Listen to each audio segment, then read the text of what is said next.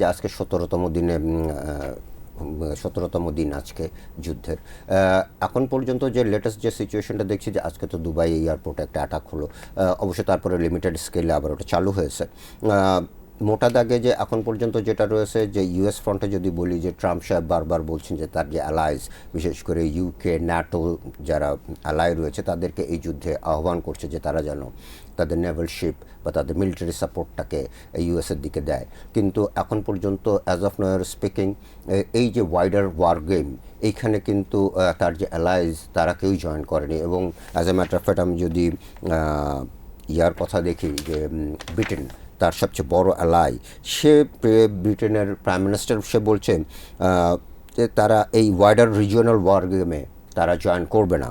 Hour priority remains protecting British citizen in the region while taking steps to safeguard our security and that of our allies. So Starmer কিন্তু already বলে দিয়েছেন যে তারা এই তাদের এই যুদ্ধে তাদের কোনো আগ্রহ নেই। গ্রিস, জার্মানি অলরেডি বলে দিয়েছে যে তারা কোনো মিলিটারি ইনভলভমেন্টে জয়েন করবে না। সো সেইভাবে যদি বলি, যে তার অ্যালাইজগুলো কিন্তু একে একে তাকে রিফিউজ করছে। অন্যদিকে যদি দেখি যে ইরানের অবস্থানটা কি, ইরানের ফরেন মিনিস্টার যে বলছে যে আমরা তো সিজফায়ার তো দূরের কথা, আমরা নেগোসিয়েশনে বসার কথাই বলি নাই। সো তারা এখনও কিন্তু তাদের যে রেজিস্ট্যান্স, তাদের যে ডিফায়েন্স, সেটা এখনও কিন্তু কন্টিনিউ করছে।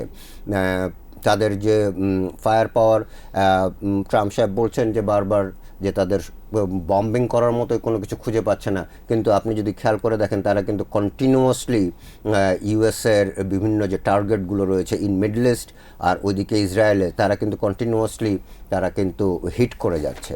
তো সেই হিসাবে ট্রাম্প সাহেবের এই বক্তব্যটা কিন্তু অতটা ধোপে টেকে না।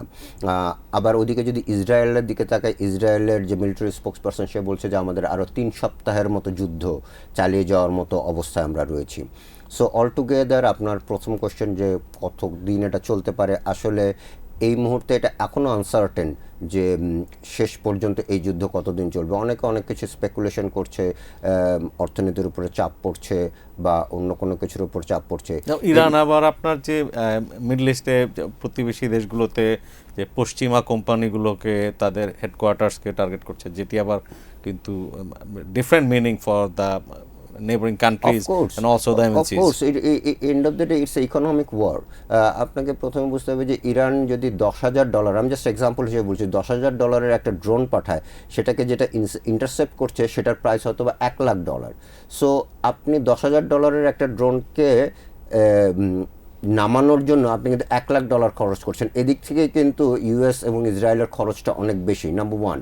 নাম্বার টু, এর কারণে যে গ্লোবাল যে অস্থিরতা, অর্থনৈতিক অস্থিরতা, সেটার ইম্প্যাক্ট তো কিছু না কিছু হলেও, যদিও ইউএস অনেক দূরের দেশ, সেখানে গিয়ে ধাক্কা পৌঁছাতে সময় লাগবে, কিন্তু সেখানে পৌঁছাবে।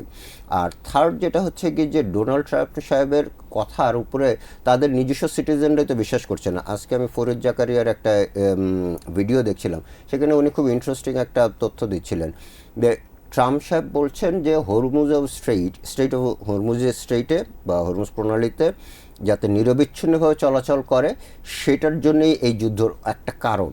তো হরমুজ স্ট্রেইটে যেটা চলাচল করে, সেটা তো যায় মেইনলি, অয়েলটা যায় China, South Korea, Japan, India, এইদিকে যায়। Actually US fire power is helping চায়নায় যাতে ঠিকমতো তেল যায়, এই জন্যই কিন্তু ইউএস বম্বিং করছে। Doesn't make any sense. মানে তার যে এই যে বৈপরীত্য কথাবার্তা, সেইটা কিন্তু মানুষজন এখনও বিশ্বাস করছে না। এবং গতকালকেও একটা পোল রেজাল্ট দেখলাম, মানে 75% of them are against this war. So all together, যে এই যুদ্ধটার যে ইম্প্যাক্টটা কি, এটা ট্রাম্প সাহেব যতদিন না নিজে ফিল করছে, ততদিন মনে হচ্ছে যে এটাকে থামানোটা একটু ডিফিকাল্ট হবে। কাদেরকে আপনি প্রেসিডেন্ট বানাচ্ছেন, এর কনসিকোয়েন্স তো আসলে আপনাদের ভোগ করতে হবে। এটা নিয়ে তো কোনো দ্বিমত থাকার কোনো সুযোগ নাই। যে এটা তো প্রথম থেকে আমাদের একটা সন্দেহ ছিল, আনপ্রেডিক্টেবল প্রেসিডেন্ট বা সামওয়াট, যে শুধু তার নিজের স্বার্থগুলোই বিবেচনা করছে। এবং ইন দিস কেস এটা কিন্তু তার নিজের স্বার্থের দিকেও যাচ্ছে না। এটা যে কার স্বার্থ দিয়ে উনি করছেন, সেটাও কিন্তু আমাদের কাছে পরিষ্কার না। গোটা যুদ্ধটা নিয়ে এত অস্পষ্টতা রয়েছে। কেন ইউএস ইসরায়েল অ্যাটাক করলো, কি তাদের উদ্দেশ্য, কি তারা অ্যাচিভ করতে চায়, এটাও কিন্তু এটা শিফটিং গোল পোস্টের মতো, এক একদিন তারা এক একটা জিনিস সামনে নিয়ে আসছে।